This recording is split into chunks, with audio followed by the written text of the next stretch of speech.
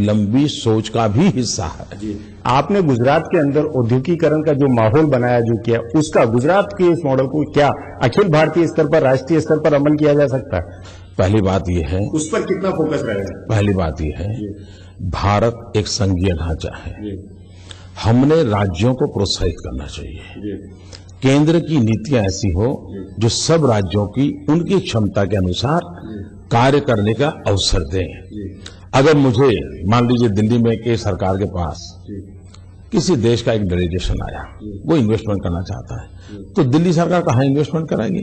उसका काम है कि वो मान लीजिए भाई बिहार में इन्वेस्टमेंट करने योग्य है, तो बिहार की सरकार से उनको मेल करवा दे, उनको विश्वास दे।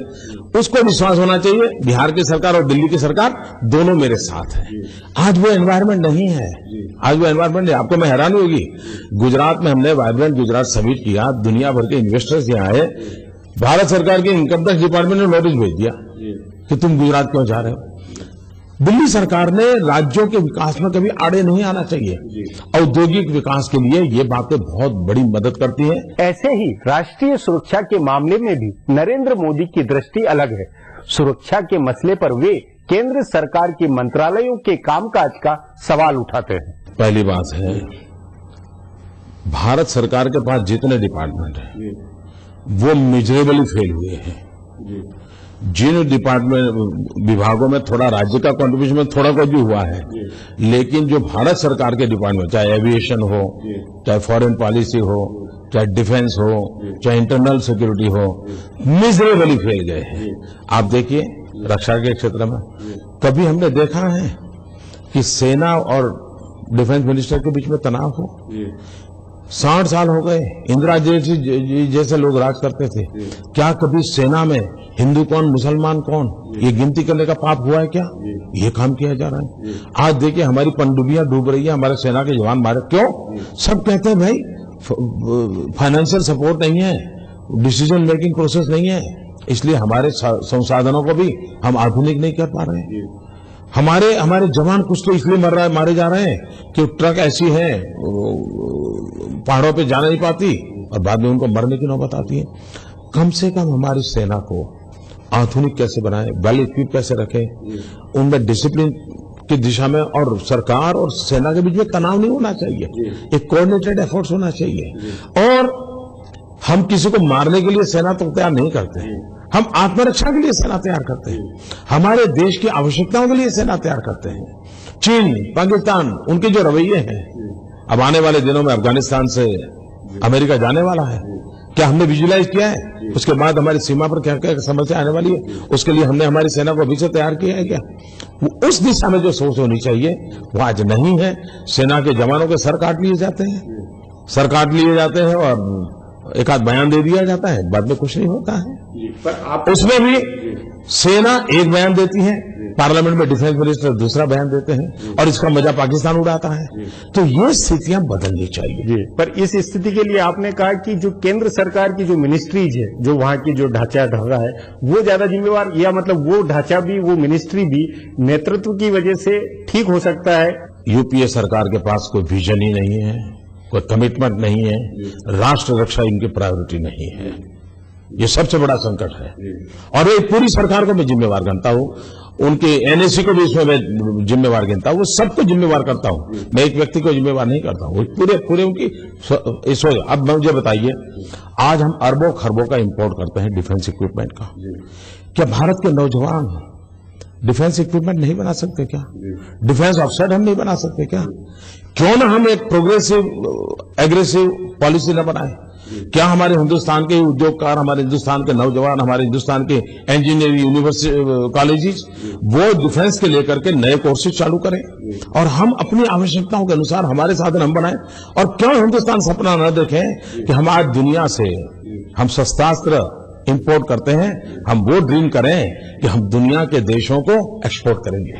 अगर ये करेंगे तो देश के नौजवानों को रोजगार मिलेगा, फॉरेन एक्सचेंज का संकट बंद हो जाएगा और भारत आत्मनिर्भर बनेगा, हमारी सेना के जवानों में ताकत आएगी। जाहिर है नरेंद्र मोदी ने प्रधानमंत्री पद के लिए अपने आप को पूरी तरह तैयार किया हुआ है। हर राष्ट्रीय अंतर्राष्ट्रीय आर्थिक समस्या पर उनके अपने जवाब है, सोच है। उनका मुकाम दिल्ली में 7 रेस कोर्स का प्रधानमंत्री निवास है। इसलिए मैं ये पूछने से अपने को रोक नहीं पाया कि यदि उनका सपना साकार हुआ, यदि वे शपथ के लिए राष्ट्रपति भवन पहुंचे, तो ऐसा होना वे किसकी बदौलत मानेंगे, नियति और भाग्य की बदौलत या कर्म की बदौलत? इस पर नरेंद्र मोदी का जवाब था, ईटीवी के मुंह में घी शक्कर कि आप राष्ट्रपति की तरफ से निमंत्रण दे रहे हो मुझे। नहीं, आपका खुद का विश्वास नहीं। देखिए, लोकतंत्र में जनता जनार्दन ईश्वर का रूप होती है। जनता निर्णय करेगी। जहां तक नरेंद्र मोदी का सवाल एक व्यक्ति के नाते, अब सारा देश जानता है कि मैं कहां पैदा हुआ, कैसे पला बढ़ा, और मेरा इस जीवन में विश्वास रहा है। और मैं देश के नौजवानों को भी हमेशा कहता हूं, जीवन में कभी भी कुछ बनने के सपने नहीं देखने चाहिए। और मैंने भी कभी जीवन में कुछ भी बनने का सपना नहीं देखा है।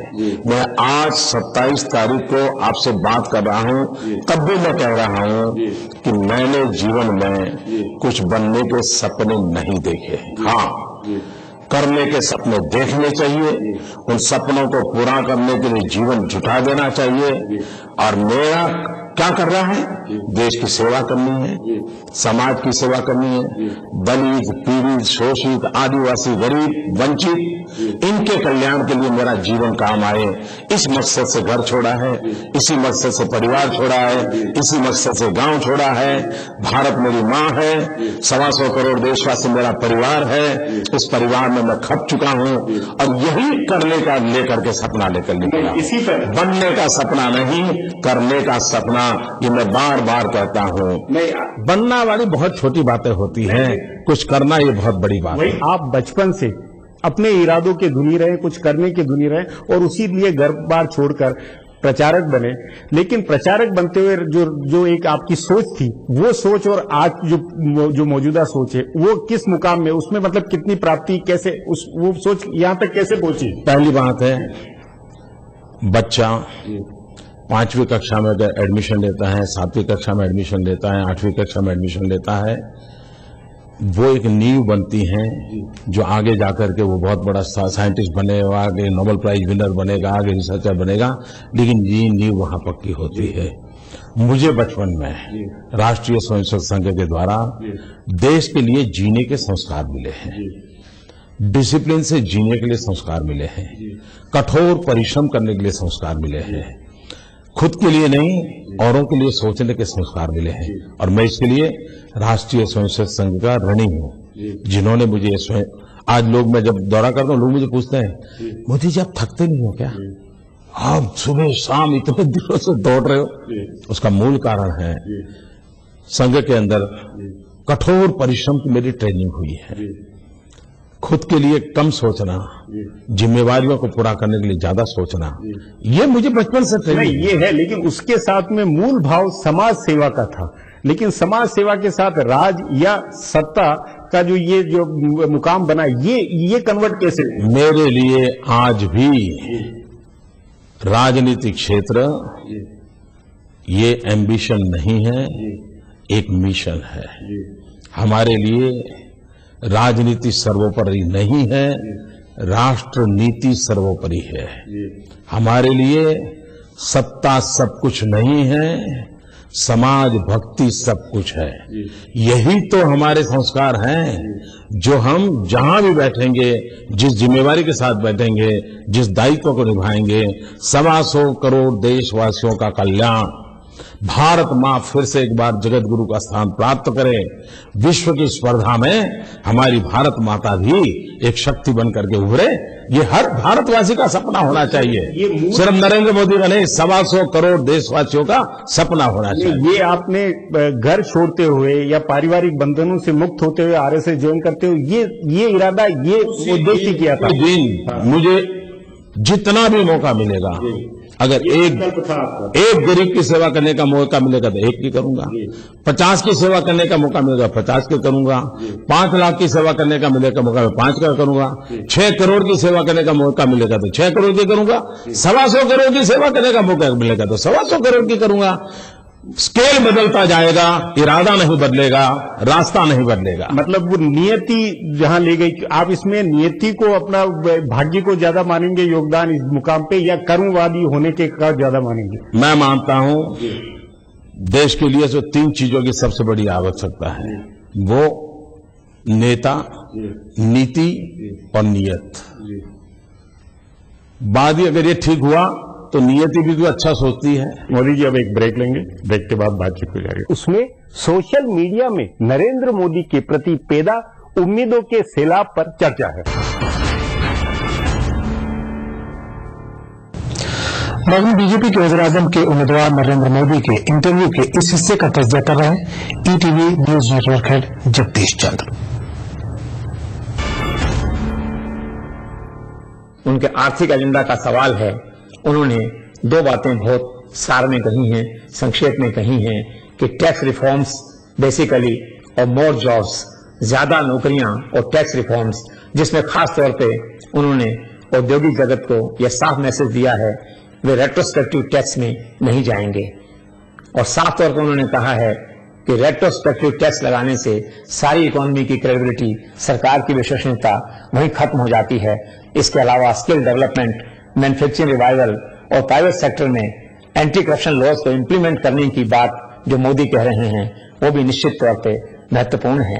नरेंद्र मोदी ने एक बेहद महत्वपूर्ण बात आज कही है कि आरएसएस अर्थात राष्ट्रीय स्वयंसेवक संघ वही उनका गुरु है, वही उनका प्रेरक है, वही उनका जीवन दर्शक है, वही उनका भूत है, वही उनका वर्तमान है, वही उनका भविष्य है। इसका अर्थ यह है कि अगर मोदी प्रधानमंत्री बनते हैं तो उनकी कार्यशैली में आरएसएस की विचारधारा का असर साफ तौर पर दिखाई देगा और वे जो सरकार चलाएंगे उसमें आरएसएस की नीतियों की, विचारों की झलक साफ तौर पे देशवासियों को देखने को मिलेगी। दूसरी महत्वपूर्ण बात यहां यह है कि आरएसएस फेस वैल्यू पे भले यह कहे कि हम नमो नमो का जाप नहीं करेंगे, लेकिन वास्तविकता यह है कि आज आरएसएस चट्टान की तरह पूरी तौर पे मोदी के साथ खड़ा हुआ है। यह शायद देश में पहली बार हुआ है कि आरएसएस खुलकर बीजेपी के पीछे खड़ा हुआ है। इस चुनाव में पूरा का पूरा कैडर बीजेपी को सपोर्ट कर रहा है और उसका एक ही एजेंडा है, येन केन प्रकीर्ण नरेंद्र मोदी को प्रधानमंत्री बनाना। तो ये एक दिलचस्प बात इस चुनाव में देखने को मिलेगी कि आरएसएस जिस गति, जिस क्वांटम से नरेंद्र मोदी को सपोर्ट कर रहा है उसका असर चुनाव परिणामों पर कितना पड़ता है यह मतगणना के दिन ही हमें मालूम होगा। लेकिन सबसे महत्वपूर्ण बात यह है कि आरएसएस और मोदी के जो निकट के रिश्ते हैं उन्हें पहली बार नरेंद्र मोदी ने इस इंटरव्यू में सार्वजनिक तौर पर स्वीकार किया है कि उनकी गवर्नेंस पे, उनके विचारों में, उनकी नीतियों में आरएसएस की जो ट्रेनिंग है, उनकी जो प्रेरणा है आरएसएस की, या जो उनकी विचारधारा है उसका असर साफ तौर पे दिखाई देगा। तो आइए अब देखते हैं इंटरव्यू का शेष भाग।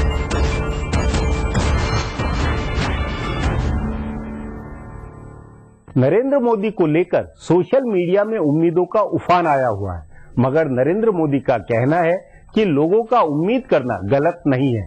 उम्मीद और उसे पूरा कर सकने के आत्मविश्वास का यह सवाल जवाब दिलचस्प है। मोदी जी, आपको लेकर लोगों में उम्मीदें इतनी अधिक है कि सोशल मीडिया में यहां तक कहा जाता है कि आप आएंगे तो डॉलर 40 रुपए का हो जाएगा, पेट्रोल 50 रुपए का हो जाएगा।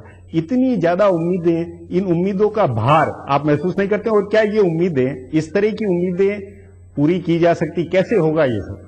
आखिर ये उम्मीदें क्यों जगी है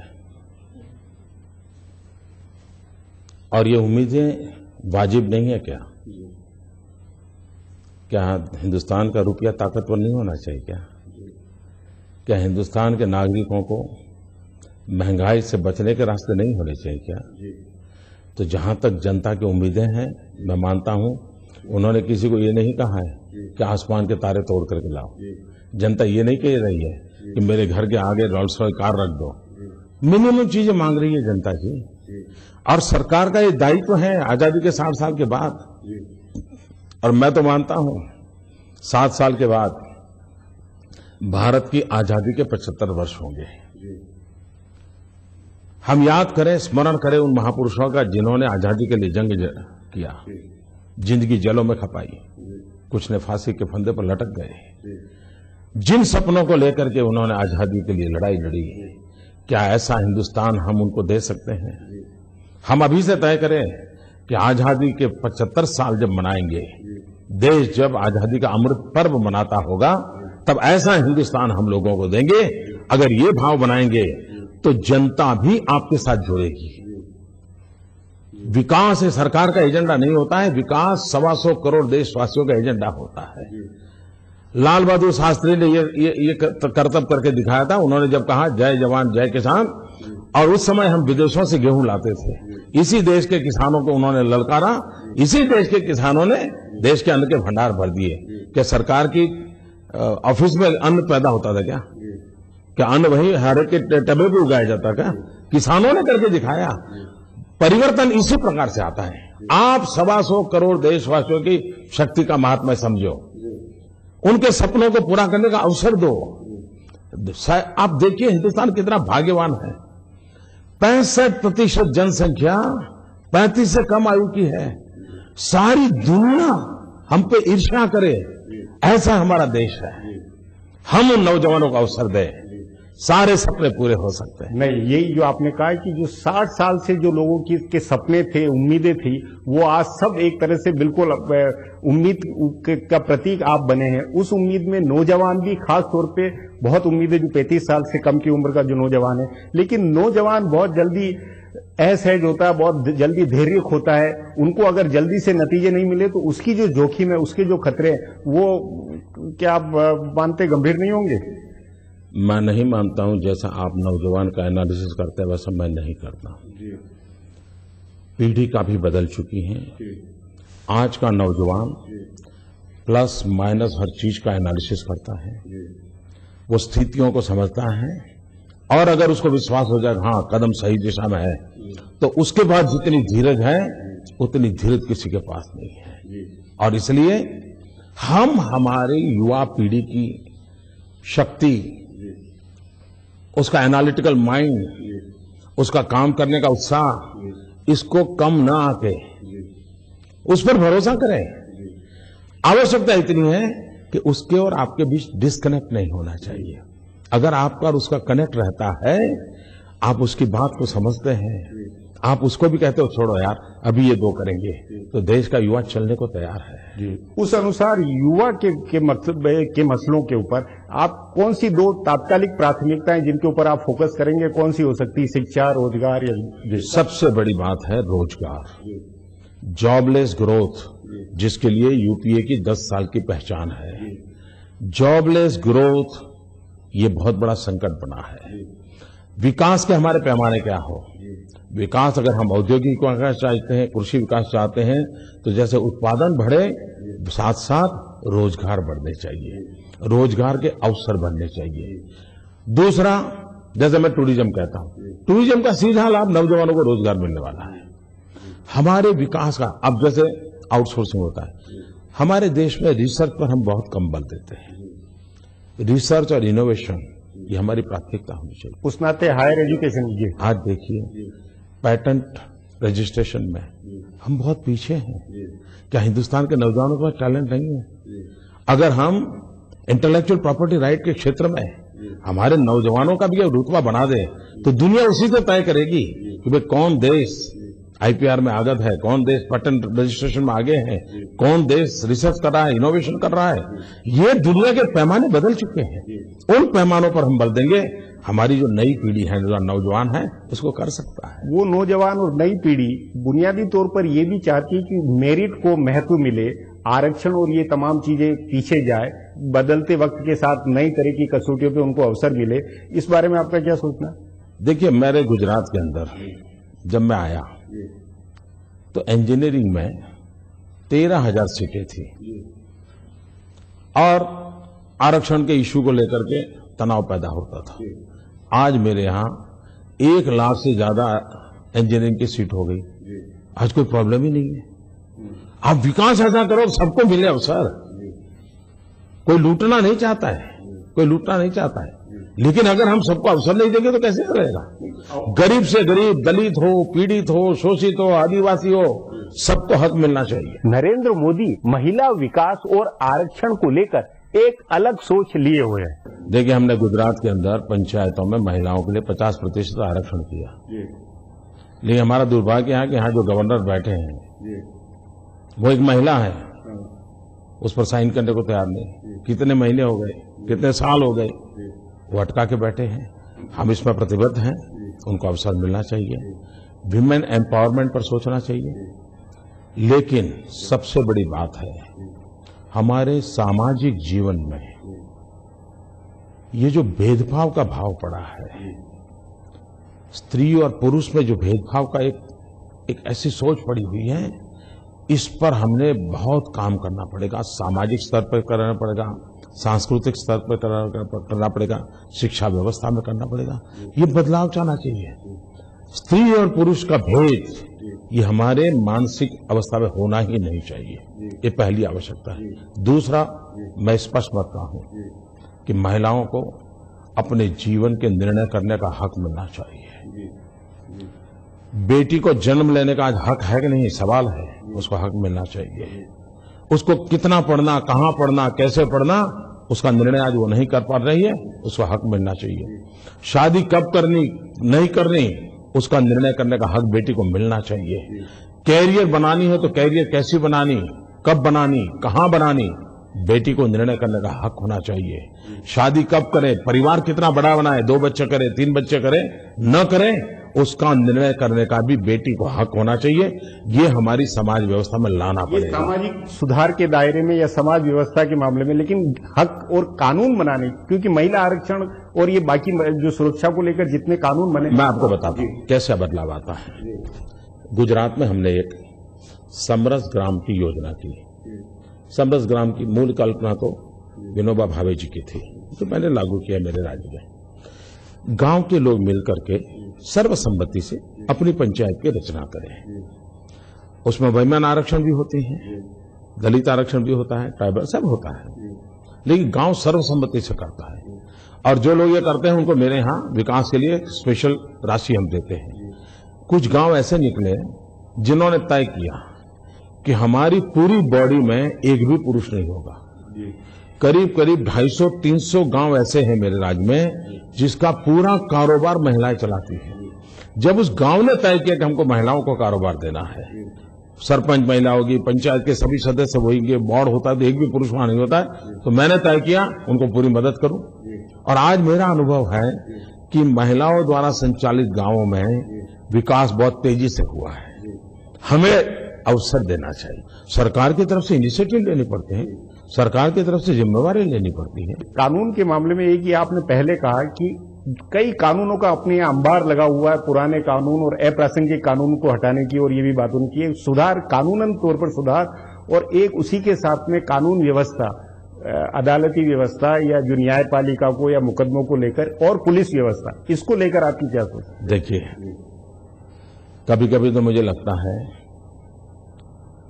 लॉलेसनेस ये हकीकत है, लेकिन लेस लॉ ये जरूरी है। एक तरफ है लॉलेसनेस और दूसरी तरफ आवश्यकता है लेस लॉ। मैंने कहा ना, कानूनों का जंगल बना हुआ है। कुछ तो कानून है जो 19वीं सदी में, 18वीं सदी में बने हुए हम लेकर के घूम रहे हैं। जगत बदल चुका है। जितना इससे मुक्ति पाएंगे उतना सरलीकरण आएगा। दूसरा, कानून और व्यवस्था, उसके कई पहलू हैं। एक है हमारे पुलिस फोर्स का ह्यूमन रिसोर्स डेवलपमेंट, हमें उसे मॉडर्नाइज करना पड़ेगा। आज क्या होता है, 6 फुट का नौजवान है, पुलिस में भर्ती होता है, 9 महीने हाथ पैर ऊपर नीचे करता है और उसके हाथ में बंदूक पकड़ा दी जाती है, कानून पकड़ा दिया जाता है। गुजरात में हमने एक प्रयोग किया है, पहली बार देश में हमने एक रक्षा शक्ति यूनिवर्सिटी बनाई है। जिसको भी सिक्योरिटी फोर्सेज में जाना, यूनिफॉर्म में जाना है, वो वहीं से ग्रेजुएट होगा और ग्रेजुएट होने के बाद अगर अच्छे मार्क्स लाता है और उसमें सब पढ़ाया जाएगा, उसको कानून पढ़ाया जाएगा, उसको लॉ एंड ऑर्डर पढ़ाया जाएगा, उसको आर्म्स की ट्रेनिंग दी जाएगी, उसको डिसिप्लिन सिखाई जाएगी, उसको मॉब साइकोलॉजी पढ़ाई जाएगी, उसको विमेन के राइट्स पढ़ाए जाएंगे, सारी चीजें पहले से पढ़ाई जाएगी, तो एक बहुत ही एबल मैन पावर तैयार होगा। और वो अगर पुलिस में इंजेक्ट होता है तो धीरे धीरे उसमें भी बदलाव आएगा और एक बहुत बड़ी मात्रा में किया जा सकता है। दूसरा, आज क्राइम का रूप बदल चुका है। आज क्राइम में टेक्नोलॉजी आई है, साइबर क्राइम का बढ़ रहा है, इकोनॉमिकल ऑफेंस बढ़ रहे हैं। उसमें हमारे लिए इस दुनिया को पहुंचना है तो अगर गुनहगार टेक्नोलॉजी से जुड़ा है तो इन्वेस्टिगेशन भी टेक्नोलॉजी, तो हमें फॉरेंसिक साइंस पर बल देना पड़ेगा। Gujarat is the first state in the world जिसने फॉरेंसिक साइंस यूनिवर्सिटी बनाई है। कॉलेजेज में कहीं कहीं फॉरेंसिक साइंस के डिपार्टमेंट है, कोर्सेज चलते हैं, लेकिन फॉरेंसिक साइंस यूनिवर्सिटी सारी दुनिया में एक ही है और वो गुजरात में है। हम उसमें जजेस को भी पढ़ाते हैं, लॉयर्स को पढ़ाते हैं, हम पुलिस को पढ़ाते हैं और सारी बात, जैसे अभी हमारे देश में बलात्कार होता है तो बलात्कार की घटना को मेडिकली किस प्रोटोकॉल के अंतर्गत उसको देखा जाए, उसकी कोई व्यवस्था नहीं है। We are the first state in the country जिसने एक फॉरेंसिक मोबाइल वैन तैयार की है, स्टाफ को ट्रेन किया है। बलात्कार की घटना होगी तो ये मोबाइल वैन वहां पहुंचेगी, उसके क्या प्रोटोकॉल होंगे, उस बलात्कार जिसका हुआ है उस देवी का सम्मान बना रहे और फिर भी पूरी जांच हो, उसके सारे प्रोटोकॉल, उसके लिए फॉरेंसिक साइंस लैब बनाएंगे। अगर हम इस आधुनिक विज्ञान तो लेके जाएंगे तभी तो जाकर के हम बदलाव लाएंगे। सिर्फ एक कानून बना दिया और वो राजनीति करते रहे और वोट पाने के लिए खेल खेलते रहे, इससे नहीं होता है। मोदी जी, अब एक ब्रेक लेंगे, ब्रेक के बाद बातचीत हो जाएगी। आगे मैं नरेंद्र मोदी के सामने अपनी ये जिज्ञासा रखूंगा कि क्या कोई देवीय कृपा है जो उनका ऐसा जादू हुआ।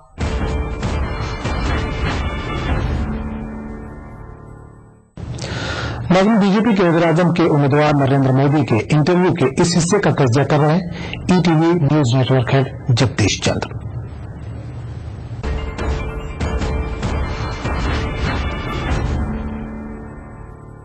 साफ दिख रहा है कि यूथ को लेके मोदी अलर्ट हैं, कंसर्न हैं, थोड़े से चिंतित भी हैं। वे खुद यह मानते हैं कि आज 65% वोटर्स 35 साल की कम की उम्र के हैं। ऐसे में उनका मत निर्णायक होगा। देश में आम धारणा है कि युवा मतदाता मोदी को ज्यादा पसंद कर रहा है। इसलिए मोदी का साफ तौर पर कहना है कि युवा की महत्वाकांक्षाओं को, यूथ से जुड़ी सारी योजनाओं को वो इम्प्लीमेंट करेंगे। शायद उन्हें यह अच्छी तरह मालूम है कि जिस यूथ ने उनके साथ आज कनेक्ट किया है अपने आप को, 6 महीने साल के बाद अगर वो प्रधानमंत्री बनते हैं और ज्यादा कुछ यूथ के लिए नहीं कर पाते हैं तो यह यूथ जितनी तेजी से मोदी के साथ जुड़ा है उतनी ही तेजी से मोदी से डिस्कनेक्ट भी हो जाएगा। इसे लेकर मोदी अभी से काफी अलर्ट हैं।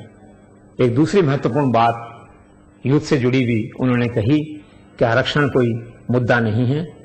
गुजरात में मैंने इंजीनियरिंग कॉलेज की सीटें बढ़ाकर उन सबको एडमिशन दिया जो इसके लिए एस्पायरेंट थे, लेकिन आरक्षण के मुद्दे को वे चतुराई से, सफाई से टाल गए और उन्होंने अपनी फिलॉसफी आरक्षण की ये दी है कि we have to create more jobs, more opportunities to accommodate youth, ताकि यूथ का आरक्षण को लेकर जो फ्रस्ट्रेशन है उसको हम इस ढंग से खत्म कर सकते हैं। एक बड़ी लाइन खींचकर हम उसको खत्म कर सकते हैं। फॉर द टाइमिंग तो मोदी का यह कहना ठीक है कि लंबी लाइन खींच के एक्स्ट्रा जॉब अपॉर्चुनिटी क्रिएट करके आरक्षण के मुद्दे का इनडायरेक्ट सॉल्यूशन किया जा सकता है, लेकिन वस्तुतः यह एक सीरियस पॉलिटिकल इशू है जिसके कई तरह के रेपरकेशंस हैं, कई एस्पेक्ट्स हैं, कई पहलू हैं और इस गंभीर मुद्दे पे अगर वे सत्ता में आते हैं तो उन्हें बैठ के सोच के एक हल निकालना होगा। ऐसा हल जो उन सब लोगों को स्वीकार हो जो मोदी के वोटर हैं, उन सब लोगों को स्वीकार हो जो आरक्षण का विरोध करते रहे हैं और उन लोगों को भी स्वीकार हो जो आरक्षण के बेनिफिशरीज हैं। तो एक पेचीदा मुद्दा है जिस पे बैठ के नरेंद्र मोदी को अपने दल के साथ, सभी राजनीतिक दलों के साथ एक आम राय बनानी होगी और उसके बाद ही इस सेंसिटिव मुद्दे पे कोई मैंडेट या कोई कमांड उनकी सरकार अगर सत्ता में आती है तो दे पाएगी। हालांकि मोदी ने women empowerment, law and order, defence, foreign affairs पर अपने माइंड को एक्सप्लेन करने की कोशिश की है, लेकिन आज भाजपा के सामने, मोदी के सामने सबसे बड़ी दुविधा